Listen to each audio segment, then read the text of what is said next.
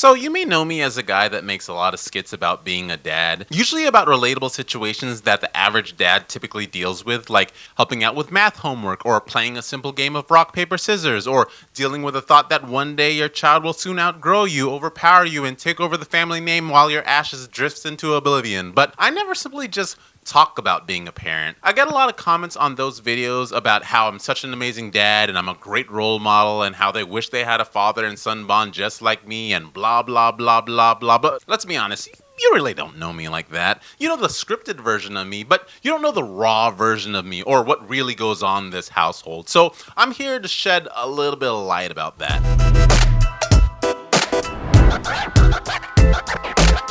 To be completely honest with you, when it comes to me and my relationship with my child and the way that I handle parenting, you're right.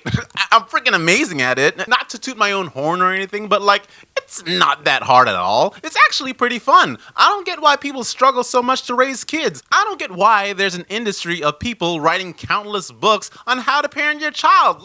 Should I write one?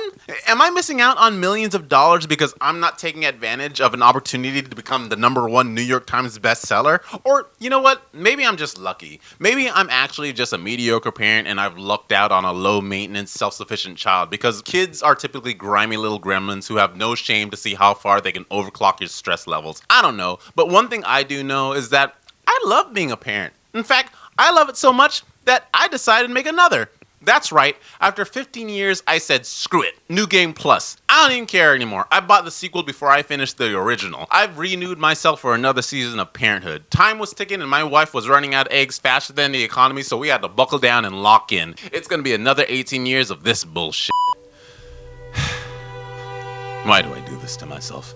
Is it because I'm bored? Do I hate myself?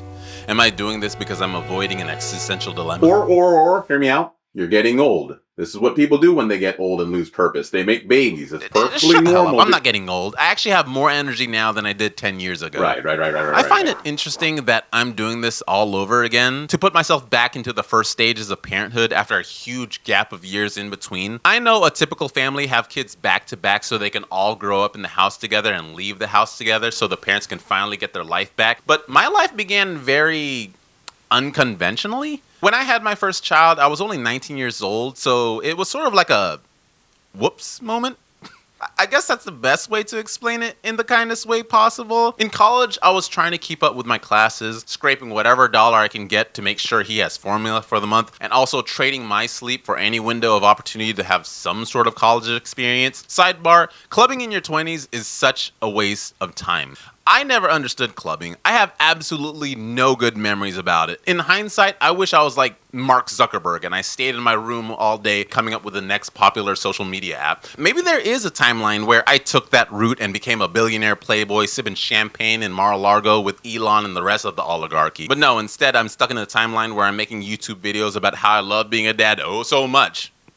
It was a stressful first few years as a parent for me. My life was totally different back then than it is now. His mother and I went through so many emotional, financial, and mental hurdles, but I'm just glad that we made it out of that chapter alive, which at the same time, saying it out loud, it sounds very unfair for my older one to feel this need to rush things so you can finally get into a better place in life. I suppose that's a parenting tip that I can share for those who are on the fence. Before you jump into it, make sure you cover all your bases financially, emotionally, and mentally so you can really take the time to live in the moment. Unless you too had a whoopsie moment, then in that case, welcome to the club, I guess. And no, it's not an accident, okay? It's called an inciting incident that kicked off my character arc. Time flies so quickly, especially when you're always so busy with all the stress that comes with life, and kids are gonna need you to pay attention to every single thing that goes on in theirs, like their first day of school, or when they make it into the sports team, or that attempt at a front flip that they're always so excited to show you. A lot of seasoned parents know they have a favorite phase of their child's life, but each one of them have their pros and cons. You got the newborn phase where they're so cute and cuddly and you just want to tell the whole world about them, and you just have this new sense of purpose as they fill your heart with joy throughout the day, until the night comes and the noises just won't stop, and you sit there on your bed cracked out on sleep, blocking all those intrusive thoughts, questioning if you really made the right decision or if there's any way to go back when life was simple. And then you got the toddler phase where they're still cute and gained a sense of independence. They're able to walk around and say a few words, but they're also very curious about your surroundings. So you spend most of your time telling them to put that down. That's not chocolate, that's dog shit. And then you got the childhood phase, which I personally think is my favorite phase because they're smart enough to know right from wrong. You could do things like play video games with them or watch movies together, and they're old enough to remember and appreciate everything you do for them. And they look up to you like you're the most amazing person in the world, and you're their hero, and they want to be just like you when they grow up. And then you got the teenage phase. That's where it kind of goes downhill from there. Remember in Guardians of the Galaxy when Groot becomes a teenager and Rocket and all the others have to deal with this bullshit? That's exactly what I'm dealing with right now. That's when they question life and they question you, and then they think they know everything and they think they know more than you, and you have to tell them time and time again to take out the trash before they leave for the bus in the morning. But then you wake up and see that the trash is still there, but you'll remain patient and understanding and give them the benefit of the doubt and just wait until they come home so you can bring it back up to them. But as soon as they walk through the door, they're like, "Not now, Dad, I'm too busy right now." And they rush upstairs and they lock themselves in the room, and so you give them the BOTD again, like the dumb parent you are, because they probably had a long day, and so you suck it up and throw the trash out yourself. And then a few hours later, you go upstairs to drop off their laundry, but you hear a slight giggling sound coming through their door, which makes you wonder what can be so damn funny about homework. So you bust through their door, and all you see is them laying in their beds, scrolling through TikTok with a dumb look on their face. But one thing's for certain is that it's really hard to say goodbye to every version of your child, no matter what you're dealing with at that time. You never really look back and think about all the hardships you really had to deal with. A lot of times I catch myself on my phone scrolling through past photos of him when he was younger,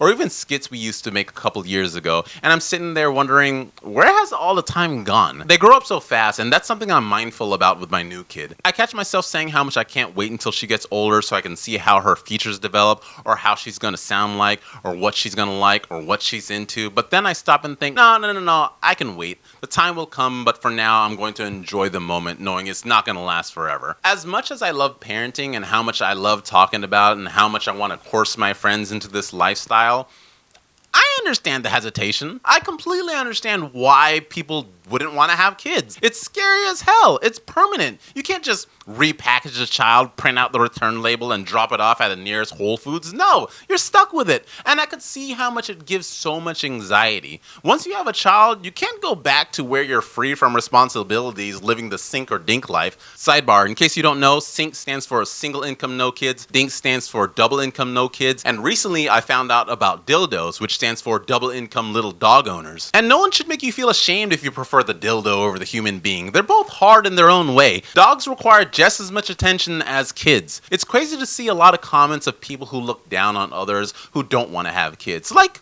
mind your own damn business. Not everyone's purpose in life is to reproduce. And I believe this world would benefit better if there are more people who willingly want to be parents in the first place versus those who have them just because everyone else did? Being a parent takes a lot of thought. You should consider everything before making that decision. And we should normalize those who want to just be aunts and uncles. Hell, that benefits us. Not to be selfish, but that means that our brothers and sisters have more time to devote to our own kids. But for those who are on the fence about whether they want to have kids or not, from my experience and the experience of everyone else that I know who has kids, you're never going to look back and say that you regret it. Sure, you're going to have times where you long for the days when you could live that eat, pray, love life whenever you feel like it, but I think of it like missing any other phase of your life. For example, like your college years, when you had no other responsibilities besides classes, not including me though, because like I mentioned, whoopsies. You can't live that life forever, and you're eventually going to have to graduate and flip to the next chapter. And also, life doesn't end there. Parenting gives you more meaning and purpose. All the things you used to care about, you don't give a damn about anymore. Like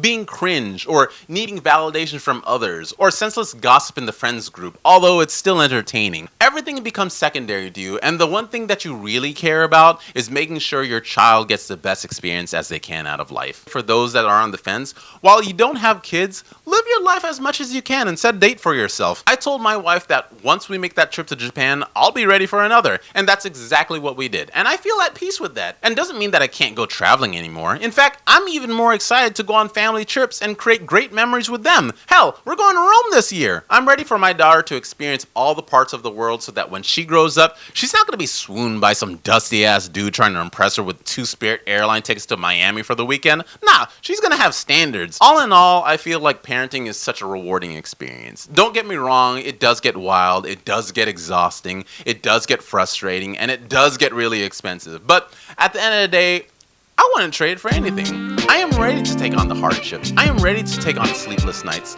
I am ready to figure out where all the shitty diapers are gonna live until the garbage man comes back. I am ready to put in all that work again and to be rewarded with love. Here's to round 2. If you like this segment, please like and subscribe and hit that bell notification as hard as you can. Don't worry, I'll still be coming out with my bread and butter of skits, but I also want to do something new for y'all, you know? I also have my backup channel, Rich Black Talks, where eventually I'll be uploading there if you want to be an early supporter. Other than that, I hope you guys enjoyed, and I'll see you guys in the next video.